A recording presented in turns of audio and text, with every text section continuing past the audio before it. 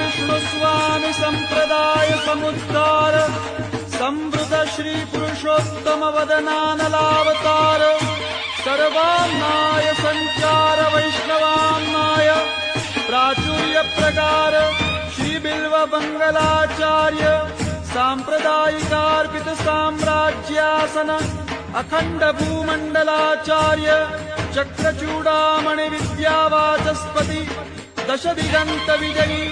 श्री भागवत प्रतिपद मणिवर भावांशु भूषिता मूर्ति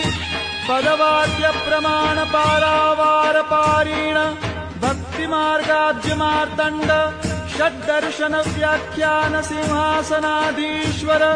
श्रीराजाधिराज शुद्धाद्वैत पुष्टि मार्ग प्रवर्तक